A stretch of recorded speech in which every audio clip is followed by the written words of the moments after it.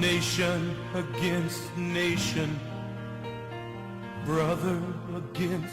Good evening and welcome to Deliverance Church Langata. This is the Biblical Perspective program. We are discussing a very interesting matter with Vincent Kimosop about things that are in the mouth of so many Kenyans because of the issues that are happening surrounding the issue of taxation, the housing levy, and the common language in the mouth of so many Kenyans, maisha ni magumu. And I have deliberately wanted to challenge Kenyans because murmuring and complaining against leaders attracts judgment that comes from God himself. And I plead with you as a Kenyan people, please, there are some of the things that are happening in this government that are not of the creation of the current leader.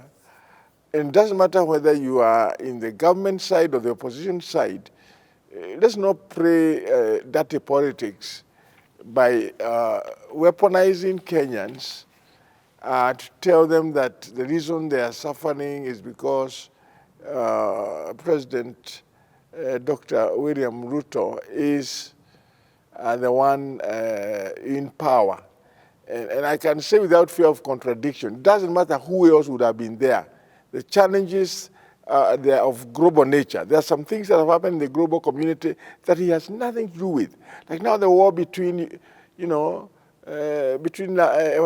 Russia invaded and attacked Ukraine. I mean, what did he have? He had nothing to do with that. And it did affect some of the issues here, especially some of the products that we used to get at more reasonable costs. Then the crisis in the Middle East, right now, whether we like it or not, the war that is taking place between Israel and the Hamas terror group, it has still some way in which it does affect the country. Also, the fact that we are coming from a place where we had over-borrowed, there are so many things that had happened in the previous administration. And I do not know where you are, but what we learned is that when they assumed power, the coffers were empty. And I'm sometimes heard people say that everyone was waiting for the government to collapse. In fact, one of the politicians, yes, and I don't want to mention names, was predicting that within the next 3 months, the government was going to collapse. And this is part of the prophets of doom theory. But the key thing is this, what we fail to understand is that Kenya has praying people. Even as we are here with you, you go to Catalonia. In fact, you go to the Heaven's Gate. You will find believers praying. Let me say and this, not only that, like now for us as Deliverance Church, we have been going across the country to encourage our pastors. And I'm so impressed by the kind of work that I've seen happening across the country. And this is something that is an idea that God gave Bishop Mark, our current leader. We start with a week of prayer and fasting in the beginning of January. Then immediately we hit the road. That's why now I've not been in the city. And the apostolic visits, you do it as a team? Or yeah, we do it as a team. Or you don't split yourself where others go to? No. You see, like now, there's a word, a theme which you can see on our wall here. Yeah. We believe this is the year of threshing mountains. And it's very relevant to our situation, especially because of what you find over there. 2024, seven mountains of influence. So we are challenging believers, and beginning this Sunday, we are starting to unpack what this is about and how believers can get involved in the different spaces, in the different spaces according to what they occupy. And it's a very, very interesting conversation. So what I'm saying is this. For Kenyans, my appeal has been, and I still appeal, let us appreciate the good things we can see. What are some of the good things?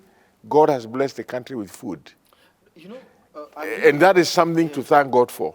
The other thing, even if people don't want to give credit where credit is due, I think this has a fad thing has a positive effect among many people because of the fact that they can just pick a phone, get money and they can pay in the same way and they can get more money, and that creates some activities, financial. You know, Bishop, Yeah.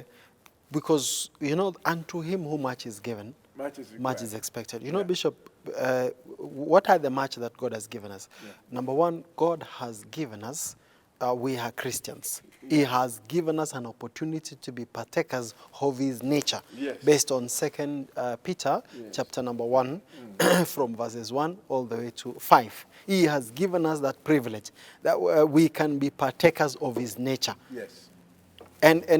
So that with the way he speaks and the way he sees things, we have that privilege of being able to speak like that. Number two is that God has given us a privilege of education. Yeah. We know more. Bishop, I, at our level, one of the things I've come to learn, I no longer speak carelessly. Because I am in a place of responsibility, and my words, somebody can act upon what I am saying. So what I'm trying to point out, Bishop, is that we are not denying, Bishop, that things are difficult. Yeah. We are not denying, for example, Bishop, that there is unemployment in the country. There are people who need jobs. Yeah. We are not denying, Bishop, like, for example, fuel is still high. You know, let's work and state facts as they are. But Bishop, we also need to appreciate that when you look at a glass like this, and I want to demonstrate this. I really don't know if even your cameraman can see this, Bishop. You know, you can see this glass. Yeah. You can choose to see it. Is it a half empty or a half full? Yeah. So It's an attitude yes, issue. it's an attitude issue. So one of the things that we know very clearly is that there are also things that the government has done right. Bishop, I'll just give you an example, is that when you look at the issues to do with cost, the issue of food, the prices of fuel, the prices of unga, and has come down. When I There's a lot of unga right know, now. I just want to, because we said we have responsibility. Yeah. Yesterday, the central bank Yeah. issued the monthly data that shows inflation. I just want to share with you the latest information, again from central bank, when it comes to the January 2024 on the issue of inflation highlights. So in the month of January, inflation now is at 6.9. You remember very well that just, I think, in less than 16 months ago, you were looking at inflation approaching 10%. Now, the price of maize has gone down by 13%. The price of wheat flour has gone down by 3%. What is still high is cabbages. I don't know why, yet cabbages, tomatoes, sugar and onions, that's for the food items. Those ones are still high. And the fuel prices are still high. So one of the things that I want to say this is that you can see very clearly that on issues that that more work still is required on the issues of electricity, the issues of fuel. Those ones, the government needs to do more work in them. But nevertheless, Bishop, my encouragement to particularly this is a Kingdom TV is what Paul tells the church in Colossae, that let your conversation be seasoned with salt, so that we may be able to know what to speak and be able to know what to say. Correcting the government is our responsibility. Correcting the president, like for example, yesterday we had a press conference and we actually challenged the president. Can you come out clearly on what is your position on family values? Could you come out clearly, Mr. President, on your position on the issues to do with corruption? Now, some of those things are important because he has a responsibility over those. But again, remember the same Bible that calls us to be the light of the world, the salt of the earth, is the same Bible that commands us as believers to also pray for those who are in authority, so that, do you know what's the outcome? That we may live peaceful and quiet lives. There is a direct outcome that directly affects you as a person if you stand in your position of praying for those who are in authority. By the way, Bishop, we are not appealing to people to be sycophants. We are not appealing to people to actually turn a blind eye. In fact, that will be responsibility on our part. But again, we also say there is a way things are done. There is a season for everything. When things are right, we thank God. Because the Bible says very clearly, when righteousness is exalted, what happens? There is an elation in the city. The Bible also talks about that when we take our place, because he is the one who raises leaders. He is the one who raises and because he is the one who positions. So when we then therefore are part of that we need to appreciate, just as the Bible has the book of lamentation, it is also has the book of Songs of Songs. So that for me is how I would want to say, so that we are circumspect. We are not just seeing one side of the story. Yes. Am I making sense, You're Bishop? making a lot of sense. Yeah. You see, for me, Yeah. I speak from a biblical perspective. Yes, Bishop. I know that leaders, I think our president has made some very unpopular decisions, Yeah. especially when Taxation it comes to mainly. especially the taxation issue. Taxation And it mainly? has bothered many Yeah. people. But what I know, and since I've lived in America, Yeah. and I still travel there, Yeah. I still believe that Americans pay very high, they pay higher taxes than us as Kenyans. I know, yes. That one I know. Yeah, our taxes are higher. Sorry, Their taxes are higher. Even in the Scandinavian, you're looking at taxes close to Yeah. 40%. That is not; those are not levels. Of course, there are differences in terms of execution, implementation, services. Yes. So Yeah. what I'm saying is this, and I think Kenyans need to understand, and I think this is a very, very important thing, Yeah.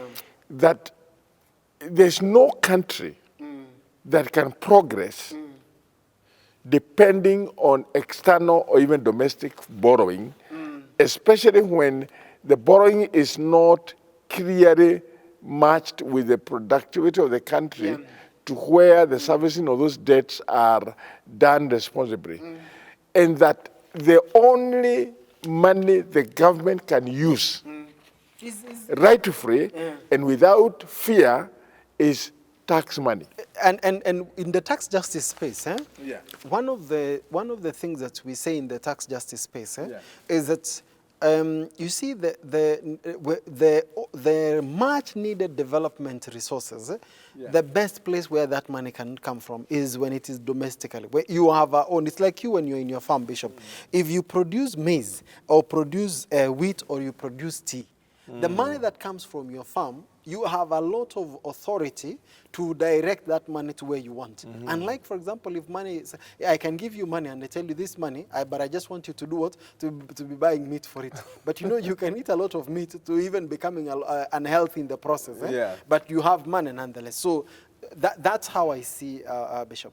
Yeah, and what I think needs to happen, we have said this very many times, we need to ensure that the president is hearing from the right people in terms of economic understanding. Because he himself is a scientist. Yes.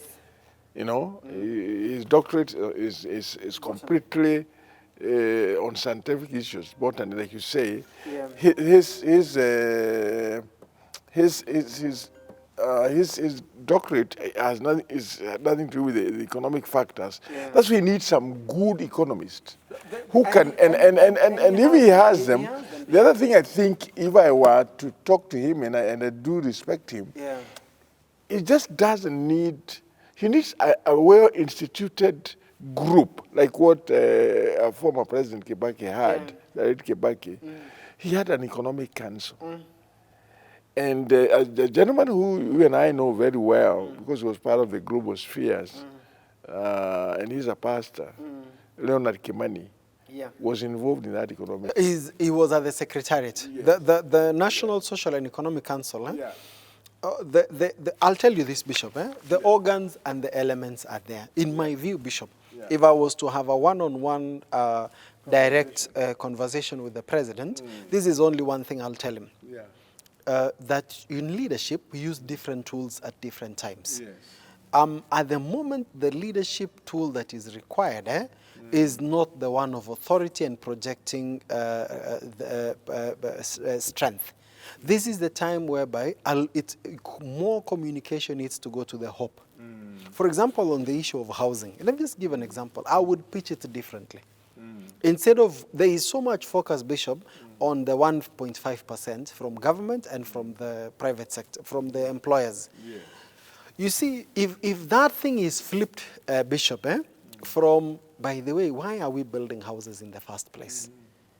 Now, what is required just to build one house? You tell us about cement required, you tell us about sand required, you tell us about the wires required, you tell us about the electricity. And then you go to the next level. What does it do to employment creation? Like, one of the things that the housing thing that is going to do to this country, and people are not aware, or people are not discussing it, is building our national capacity in handling projects of such magnitude. Out of that journey, Bishop, do you know what's going to happen? If what you require for a house, all the way to the chairs, there is a national capacity that is being built. That tomorrow morning, when that national capacity is being built, if you do more work in that space, you can actually move into manufacturing. Yes. That is what China did in terms of building its capacity in different areas. Yes. Then the whole issue of organization of that sector, from the architects, the quantity surveyors, the people who are working on the ground. So, because and I really would want to say that I wish we focus more, Bishop, on what this can do, particularly on employment creation, because that is the space that you can see, looking at where we are at, where we cannot do massive infrastructural projects in view of the fact that we have a curtailment that comes as a result of the debts that we have to service. So, Bishop, when I see all this, I think it's an issue of style. And what should be the emphasis at this point, so that then you inspire hope among people to rally behind the vision. In leadership, yes, because I'm both a leadership student and a leadership trainer, I develop leaders. One of the principles of success in a leader is knowing you can achieve more through persuasion. Yeah. And for me, when I've looked at this housing thing, sometimes I felt it's important that we explain people. And I think he has tried. Because you see, he's telling people, the reason we are pushing this agenda our young people is don't have for jobs. young people don't have jobs. Yes. And when a project like the housing in Nairobi South Sea is taking place, there's nobody who doesn't have a job, because the producer of cement is having a job. All the way to don't even go to timber, to the metal, don't even go to even the person who pushes those things. Don't even go far. Yeah. You know, you have said we have a conversation. Yeah. Have you ever, when you're constructing a building here, have you ever seen the level of activities? The mamas who come to cook chapati there. I remember one time in Baringo, that's when I saw the impact of investment. In Baringo County, there is a time the Kirandich Dam was being constructed. And there was massive activity within the town, because people came from different parts of the country looking for employment there. I remember my own auntie. She was cooking chapati and githeri and beans. And she used to have an uji, and she used to have her own list that people, when they paid at the end of the month, she is also receiving her money. That element of activating an economic activity at a local level. So, Bishop, you, since you talked to the president, so let me send you, on behalf of Kenyans who are watching us today, let me send Bishop Njuguna. Anyway, I don't want to abrogate myself a responsibility. Because no, people have to laugh, so I noticed it's okay. But if I had an opportunity to meet him, and I would be very, very happy. Because tell him, no, but he was here in church, so I don't know. I like that. But nevertheless, for me, personally, and I think I'm very, very, I admire him for his courage to do some things. I like his effectiveness in communication. I celebrate, and you know why? Because of his education. No, people who have gone to school. That's why we are entrusting you with this responsibility. You see, let me tell you, I come here a lot into this show because I honor you, Bishop. If you remember, I told you the last time that I don't have many church leaders who move from the pulpit to this level of engagement. No. People don't even talk about this. It's very hard to get some of them talk about this. This level of engagement, talking about inflation, talking about No, that's what I'm saying. But when appreciating that and honoring that, now look, for example, as a result, just think about the number of people who are engaged in ensuring that we have a successful program out of this. So and if you would have as well stayed in your pulpit on just, you would still have been preaching and counseling, but by broadening the engagement. In fact, one of the things, Bishop, I want to challenge you on, I see a model from TD Jakes. He has a very strong supportive system that speaks to his media production, that speaks to his economic engagement. But the one that model which I liked from his team is the support team around him writing books. There are times he will speak and articulate issues so well, speak very well, but there's an entire team that sits together, puts all that together into a book, and he now reads just to review it. So that as part of multiplying impact in the different expressions. That's right. I wish I could get someone like that, because for me, I have a lot of work pending. I do have a very good support system when it comes to the final editing. No, but I'm talking about the people who can sitting put down, putting it together, and then now even arranging professionally. This is what to say, so that because there is no one who succeeds alone. Success is a joint venture. Even on the Sunday service, when you have a Sunday service here, it's not the preacher who who only is part of making the church successful. That usher, that giver, that praise and worshiper, that what is the name? The media team. So that appreciation, and that's why I like the church, because it says the church is like a body. The ear cannot be the only part of the body. I don't know that we can comment a little bit about this statement by the PS, Principal Secretary, State Department of Roads. It's telling Kenyans that it will take us 12 years to clear roads pending bills. That's quite... it tells you we have... because, what he's saying is, total pending bills in the end of June 2023 stood at 650 billion. And this is bound to rise. Because we have ongoing work. We have roads that are ongoing. So, and then I haven't looked through this much, so I don't know whether we have any time to comment about it, about the fact that there's somebody who is filing a petition for the removal of the Chief Justice from office. Who is that? Is it? It's a Kenyan who is exercising his democratic rights. Who has, what are the grounds? It's because he met the president? No, it is not. It's not. And I unfortunately, Bishop, I was listening to a radio station, names withheld on this, and they actually misled Kenyans by saying that the grounds for the removal, that the person is citing for the removal of the CJ, is that that is the executive judiciary thing. No, it's not. In the current framework, we have the Supreme Court, then you have the Court of Appeal. Then you have the High Court, and then you have the Magistrates Court.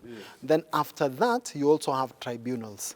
Now, tribunals at times are sector specific, like you have the Communications Tribunal, you have the Cooperative Tribunal, even the Tax Tribunal. So they are all part of the access to justice system, and there is a journey to consolidate tribunals under the judiciary. For a long time, many tribunals have been under the executive. So what happened, Bishop, is that the CJ appointed the Tax Tribunal. Members of the Tax Tribunal. So the gentleman who is who has filed a petition to the JSC is raising and finding fault that the CJ did not follow due process in the appointment of the members of the Tax Tribunal. There are 15 of them, 14 members and a chairperson. So that is mainly the issue at hand. It's an administrative issue, so I expect the Judicial Service Commission to dismiss it, and also that we are becoming. We should not encourage a culture, Bishop, of abuse of court processes. No. Because if it is an administrative issue, then that can be addressed administratively. So, but again, as you're saying, that these are the freedoms, if not exercised with responsibility, can also produce anarchy and disorder in a community. So as much as I affirm his right to due process and then to be heard and to be heard in a fair hearing, both the petitioner and also the Madam CJ, because both of them are Kenyans. But I would also want to say that we are increasingly seeing excesses and abuse of court processes for things that do not help us. Like now, the next frontier even for our political fights have gone to the judiciary. And again, a lot of time wasted in things that are unhelpful. You saw this this week, the court has actually issued a ruling, for example, directing the Makandas committee to finalize the recruitment of the commissioners of the IEBC. So have they been ruled? Huh? The ruling, yes, the ruling came this week. So they are so back. they have been told to finalize the process. So fortunately, Regardless of the recommendation of the... you see now that the NADCO team, I really commend Dr. Makanda and his team for being sensitive and the wisdom they exercised in waiting for the political process to be over. So because now you have a court ruling that mandates them to finalize. Yes, so I would expect They move that quickly because and do now this is coming from the judiciary, I expect they will consult the political, they will consult the relevant entities. Possibly if there is a re-advertisement, they might re-advertise. But I would want to expect that process possibly in the next 3 months. I the wish they IEBC can will do have that. commissioners. It's Because very unfortunate. it's been, you remember, this 1 year down the line, Chebukati and team left last year. I know. Yes, just imagine that 1 year down the line. Yeah, and there are MPs that died, MCAs, there's nobody to... Yes, those constituencies have not had representatives. Oh, that's very unfortunate. Now, but you see, Bishop, that's the And challenge. the other way, by the way, I That's the saw a challenge member of- of the opposition, condemning the government Yeah. because there's no see, no IBC, whereas the same people You have are the to- ones that frustrated the completion of this. I've told you, So Bishop. these issues are very, very... I've told you, Yeah. to him who much is given, much is expected. Me and you know very well that there is no substance there. No. That is form. Because what happens, Bishop? Yeah. The people who have responsibility are those who have been mandated. All right, as we conclude, I would like to make just a statement because we are out of time. Okay, Bishop. To be able to tell whoever is trying to interfere with the judicial system by making a petition for the removal of the Chief Justice, this is not a prudent thing to do. We have so many things to worry about as Kenyans, and we don't think there is that Justice Koome has earned any reason for removal. Her action the other day to meet with the president and meet also with the speakers of parliament, that's a very responsible thing to do because the government is one. The fact that there are 3 arms of government that are, independent does not stop them from Bishop, being complementary. Bishop. So as far as I'm concerned, Bishop. he can be able to defend that action because it is proper that there's communication and collaboration between the speakers of the National Assembly. You remember like now when the laws are passed in Parliament. So we see those people taking them to the... But you know, Bishop, there is a clear record. There is a record, Bishop, Yeah. of the CJ, former CJ Maraga, when he issued a press statement outside the judiciary, when he expressed his frustration about the appointment of the 31 judges, and he said, I have tried to reach to the president. Yeah. This is now the only way I can speak to Kenyans. Yeah. To share, now- that's what I'm just saying. Yeah. So you see, and that's the advantage. Just as I say that of being consistent and following through. Lord, we thank you for what you have been able to share today. As this goes to the Kenyans, I pray that they will understand that ours is appealing for peace, for collaboration in leadership, for the welfare of Kenyans. Lord, in the fight against corruption, I pray that there will be gains. I pray that also in government ensuring there's no duplication or wastage of resources that are so that needs to be channeled to the critical issues. Lord, I pray for this country that, oh God, we can have hope, dear Father. You've told us that weeping may endure for a night, but joy comes in the morning. Every Kenyan is looking for a time that things can be better, and we believe there is hope because you are our God. In Jesus' name, amen.